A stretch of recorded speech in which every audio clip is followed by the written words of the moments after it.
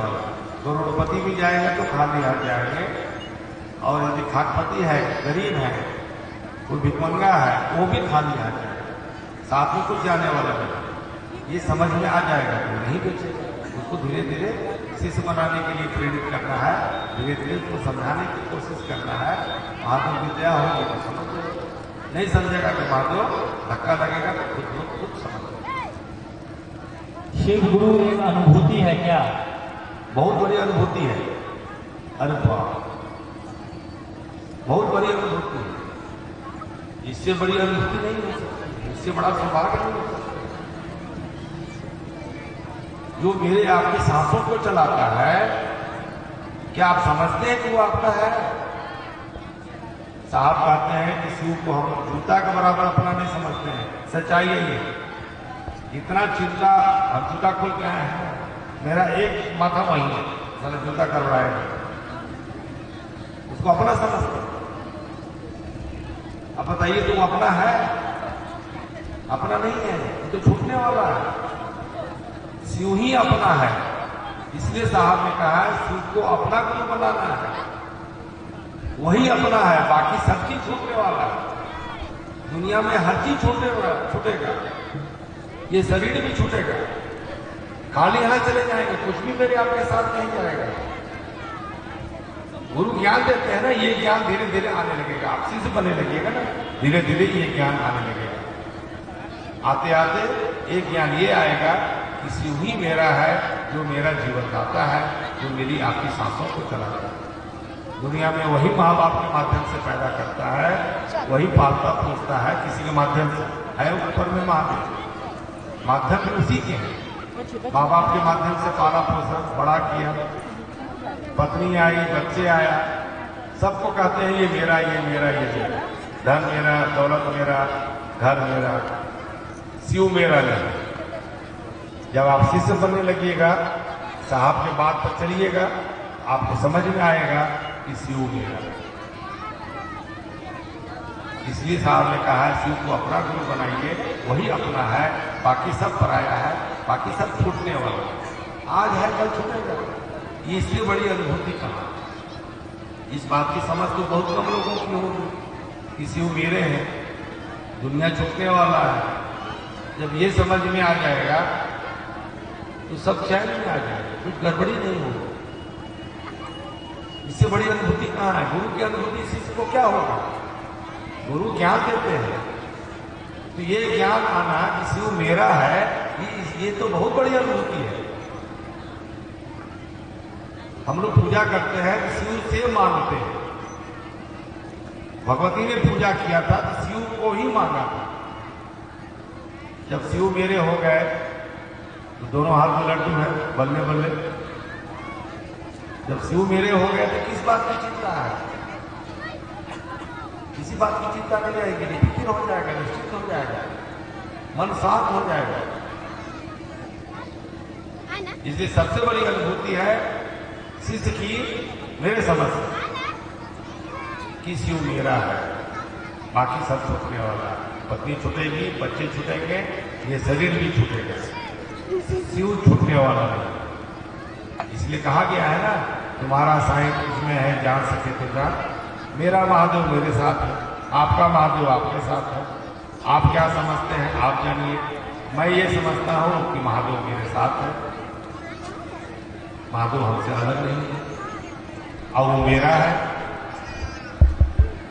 कि हर चीज छूटने वाला है, महादेव छूटने वाला नहीं है। साथ में आया है, साथ में है और साथ में जाएगा। ये सबसे बड़ी अनुभूति मेरी। मैं तो अपनी ही बात करूँ, आप अपनी अनुभूति आप समझेंगे कि आप कितने शिष्य बने हैं, कितना महादेव आपको समझ दिया है क्या।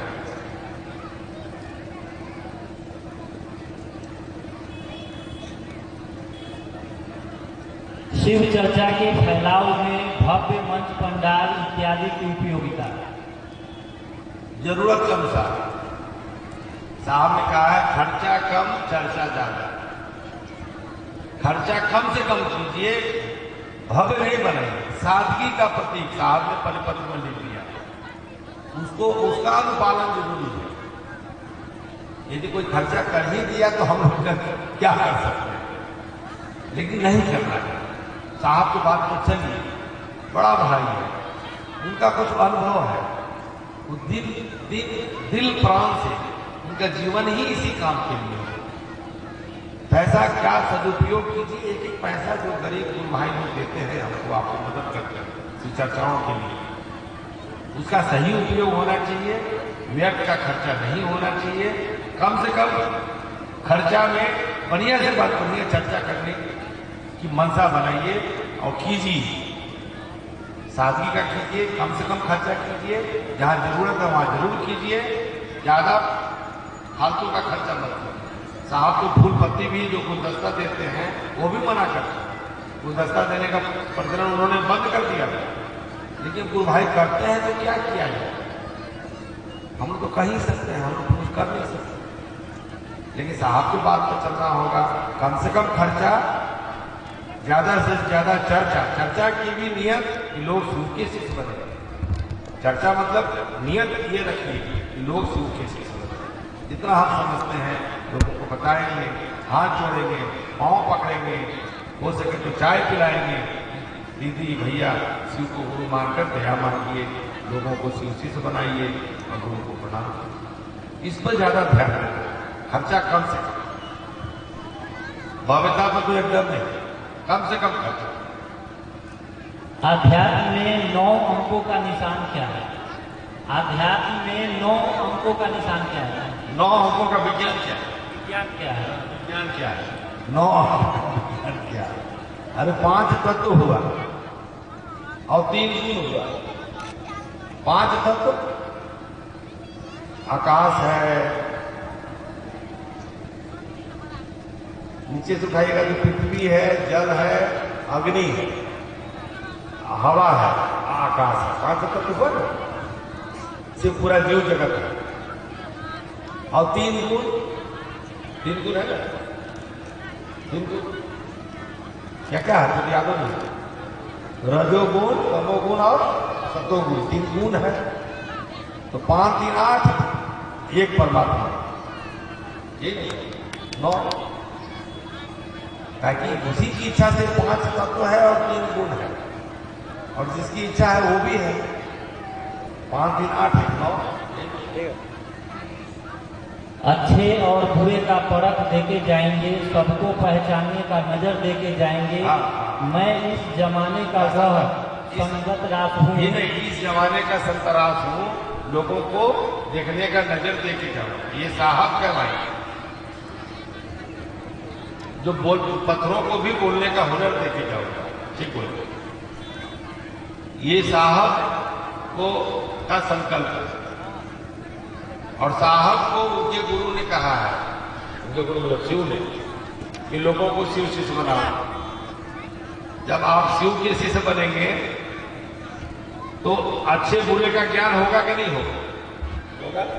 अच्छे बुरे का ज्ञान हो जाएगा, और बोलने का भी तरीका आप सीख जाएंगे। बोलने का हुनर देके जाऊंगा, नजर भी बदल जाएगा। गुरु ज्ञान देते हैं तो जैसे जैसे ज्ञान आएगा वैसे वैसे आपकी नजर बदल जाएगी, बोलने का तरीका बदल जाएगा, मन आपका स्थिर होने लगेगा, अच्छे बुरे का ज्ञान भी होने लगेगा। बिना गुरु के होगा नहीं, और उनका संकल्प है कि पूरी दुनिया को शिव शिष्य बनाना है। मेरे गुरु जगत के गुरु हैं, और जगत में उनका शिष्य कितना है? किताबों के अनुसार 112 या 122, ऐसे ही कुछ बोलते हैं साहब। अब बताइए, इतने बड़े जगत में 112 जो शिष्य है, कैसा लगेगा शिष्य को? मेरे गुरु जगत के गुरु हैं, और चेला कितना है? 112। सोचिए तो, शास्त्र में यही लिखा हुआ है, तो कैसा लगेगा? मेरा गुरु इतना बड़ा गुरु है और उनके शिष्य हैं 112। उनको बुरा लगा, उन्होंने संकल्प ले लिया कि पूरी दुनिया की एक एक आदमी को शिव गुरु से जोड़ना है, शिव बनाना है। सबको अच्छे बुरे का ज्ञान होना चाहिए, सबको बोलने का हुनर चाहिए, बोलने कैसे बोला जाए। तो चाहेगा कि सबको होना, ऐसी तो सबके है ना। शिव तो मेरा ही नहीं ना है, आपका भी है। तुम चाहेंगे ना कि मेरा गुरु जन जन का गुरु हो जाए। शिव मेरा है तो आपका भी हो जाए, आपको भी ज्ञान हो जाए। और ज्ञान तो बिना शिव से बने ज्ञान होगा नहीं।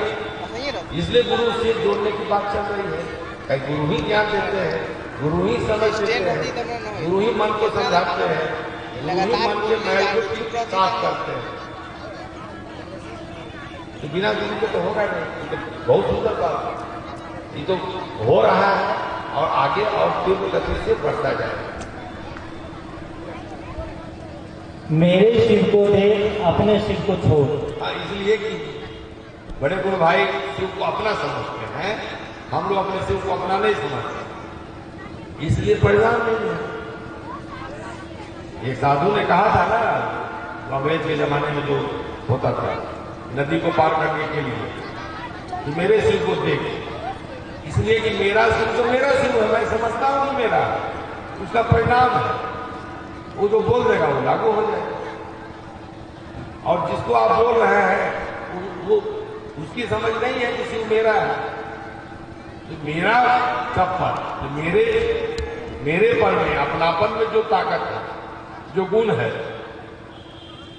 ये समझ यदि होगा कि शिव मेरा है, उसका परिणाम, और ये समझ कि शिव मेरा नहीं है, उसका परिणाम, दोनों में अंतर आएगा। तो शिव मेरे हैं तो शिष्य यदि कुछ कहेगा गुरु को तो लगा देंगे। और शिष्य क्या कहे, क्या चाहता है कि लोग शिव के शिष्य बने, यही चाहता है। ये गुरु का आदेश है, ये तो होना ही नहीं। इसलिए साहब जो कहते हैं उस पर चलना होगा, अपना मन से नहीं चलना। साहब के मन से चलिए। साहब ने लिख दिया है परिपत्र के माध्यम से, शिष्यानुभूति के माध्यम से। ऐसे भी जब बैठते हैं, लोगों से मिलते हैं, तो बीच में कुछ न कुछ हमको आपको बताते हैं, निर्देश देते हैं, उस पर चलिए, उसको पकड़िए, आपका जीवन सुखमय हो जाएगा, आप शिव से बनने लगेगा। इसलिए कि हमको तो शिव से संपर्क नहीं है, साहब को संपर्क है, और साहब के बात में चलिएगा, आपको भी शिव से संपर्क हो जाएगा। हम सभी शिव शिष्य हैं, पर विचार अलग अलग क्यों हो जाते हैं? हम सभी शिव शिष्य हैं। शिव शिष्य है नहीं, हम तो माने हैं ना। हम कहते हैं कि हम शिव के शिष्य हैं, तो मानने में और होने में अंतर है। आप कोई लड़का अभी स्कूल में एडमिशन लेके स्कूल जाना शुरू किया, अब कोई बीए पास करके बैठा दोनों शिष्य हुआ।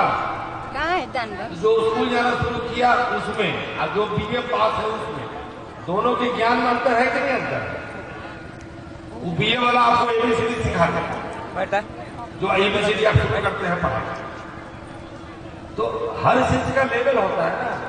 तो अभी तो हम लोग माने हैं, हुए कहाँ? साहब तो इसी के लिए परेशान है कि हर आदमी मेरे तरह हो जाए।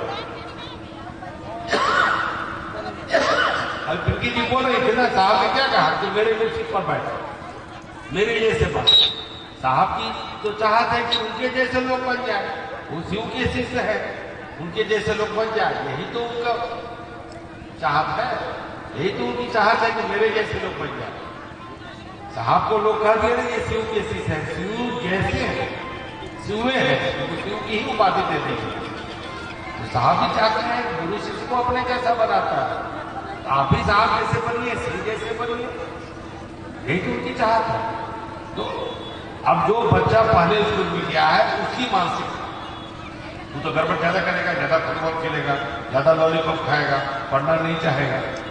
अब जो बीए पास करके बैठा हुआ है, दोनों में तो अंतर है ना, उसके व्यवहार में, उसके बोलचाल में, उसकी नीयत में अंतर आएगा। जो पहले क्लास में किया, जो बीए क्लास में, दोनों के नियत में, दोनों के चाहत में, दोनों के ज्ञान में अंतर है। तो नियत ज्ञान तो समझ के अनुसार आता है, अब गुरु समझ देते हैं, समझ के अनुसार उसका बर्ताव होगा, उसका बिहेवियर होगा, उसका चाल चलन होगा। जो ज्यादा निकट है उसी जैसा व्यवहार है, दूर है वो शिव जैसा व्यवहार नहीं कर पाएगा, क्योंकि अभी उसकी यात्रा शुरू हुई, वो स्कूल जाना शुरू किया है। और जैसे जैसे आप आगे बढ़ते जाएंगे, आपके बोली में, आपके व्यवहार में, आपके हर चीज में परिवर्तन होने लगेगा। एक दिन आप शिव जैसे करने लगेंगे। साहब को कहा शिव छठी, शिव जैसे, साहब को शिव की संज्ञा देती है।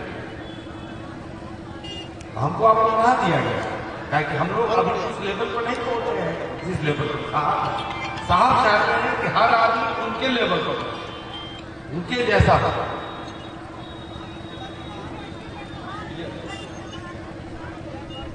आया ज्ञान जीवन जीने की कला सिखलाता है। इसको कैसे पता है, कैसे समझाना बहुत मुश्किल है। ये ज्ञान आएगा तो जीवन भी तो उसी हिसाब से चलेगा ना। अब मुझको 25 साल हो गए। अब जब शुरुआती दौर में मेरा जो ज्ञान था, मेरा जो बिहेवियर था, मेरा जो व्यवहार था लोगों के प्रति, और आज लोगों के प्रति जो व्यवहार है, दोनों में अंतर है।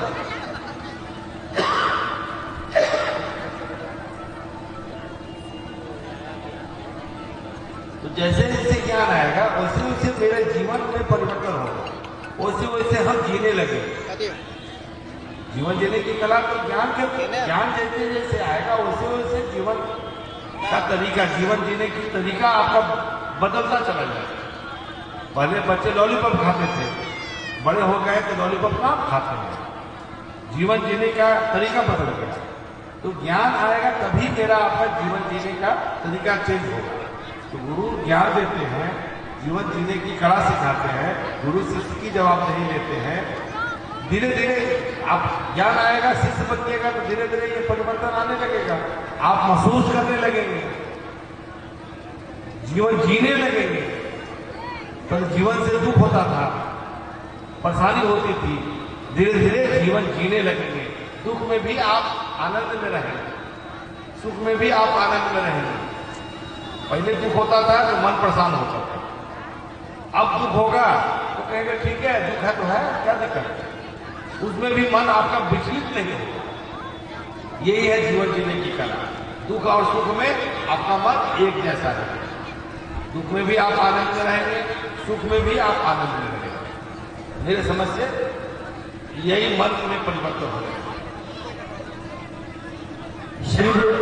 शिव भाव के शिखर की तलहटी में संकीर्णताएं तिरोहित हो जाती हैं। जैसे जैसे हम शिष्य बनेंगे तो शिव के पास पहुंचेंगे।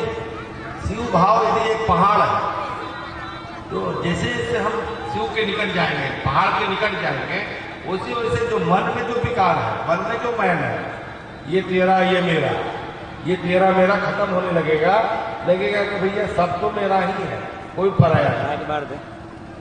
संकीर्णताएं खत्म हो जाएगी। एक गुरु महाराज ने कल्पना की, शिव भाव का चित्रण कर रही थी। तो वहां सांप भी है, मोर भी है।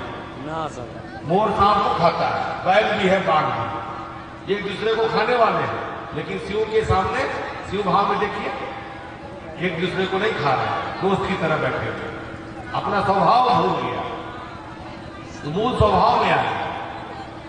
संकीर्णता यही है कि ये तेरा है, ये मेरा है, ये मेरा दुश्मन है, ये मेरा दोस्त है। यही संकीर्णताएं हैं। ये धीरे धीरे खत्म होने लगेगा। शिष्य बनने लगेगा जाने की जगह है, क्या है करना है, क्या लोगों को शिकवा शिकायत करना है, क्या लोगों को का बुराई करना है, चाहना है कि लोग शिव के शिष्य बने। यही धीरे धीरे चाहत में परिवर्तन आने लगता है। गुरु की दया होती है तो ये धीरे धीरे मन में परिवर्तन आता है। धीरे धीरे सबका कल्याण, सबका भला हो, सब शिव के शिष्य बने, ये मन में बिना शिष्य बने नहीं आएगा। मेरे भाषण देने से थोड़ी समझ में आएगा। आप पूछे हैं तो मैं बताने का कोशिश कर रहा हूँ, लेकिन मेरे बताने से समझ में नहीं आएगा। आप बड़े गुरु भाई जो कहें उसको चुपचाप करते रहिए, मन प्राण से करते रहिए, गुरु से दया मांग के करते रहिए, हर चीज आपको समझ में आएगी। रसगुल्ला का स्वाद कितना हम आपको बताएंगे, बताने से तो 1 घंटा हम भाषण दे सकते हैं, लेकिन स्वाद तो आपको पता लगेगा नहीं। रसगुल्ला खाना पड़ेगा। शिव गुरु हैं गुरु ज्ञान देते हैं। शिष्य बनिए, बड़े गुरु भाई के बात पर 3 सूत्र को कीजिए और लोगों से कराइए। धीरे धीरे आपको स्वाद मिलेगा, धीरे धीरे समझ में आने लगेगा। आप सभी को प्रणाम।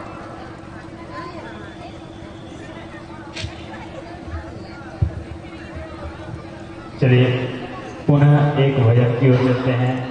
गुरु बहन सोनाली गुरु मंच तक आने का प्रयास।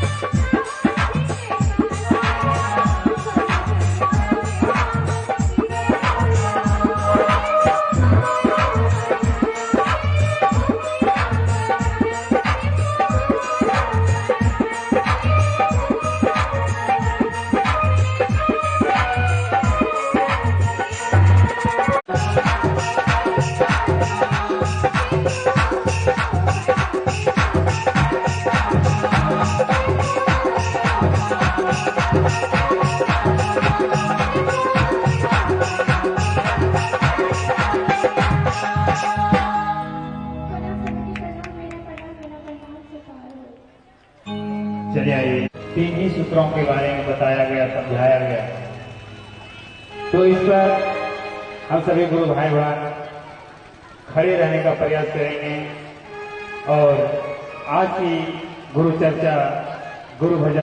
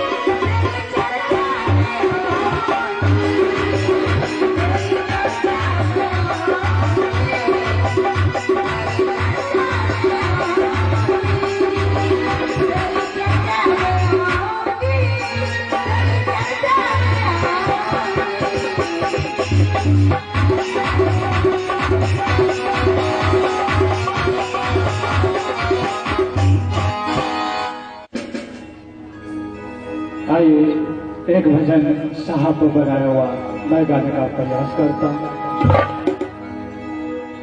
आप सभी के चरणों में शिव से सानी का प्रणाम शुगर। हमारे साहब हरिदानंद भैया जो 300 के दाता है,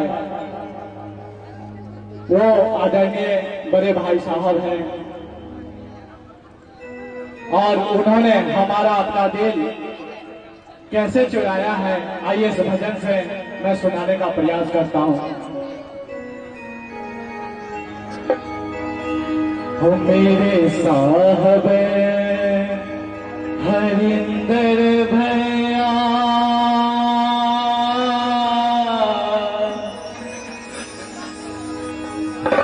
हो मेरे साहब हरिंदर भैया, चुरा दिल मेरा लिया।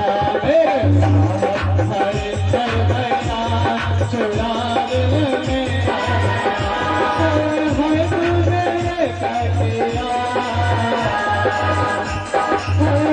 तुझे ये कटिया, चुरा दिल मेरा लिया। मेरे साहब हरिंदर भैया, चुरा दिल मेरा लिया।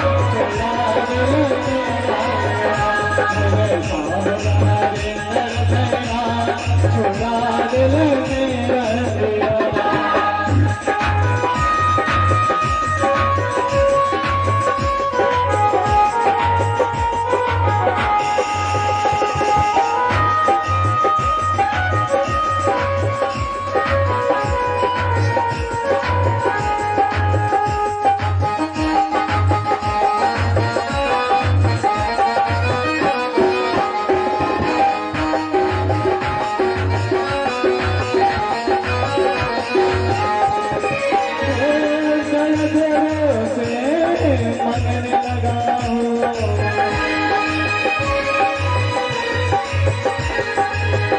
गुरु का धर्म तो करने लगा।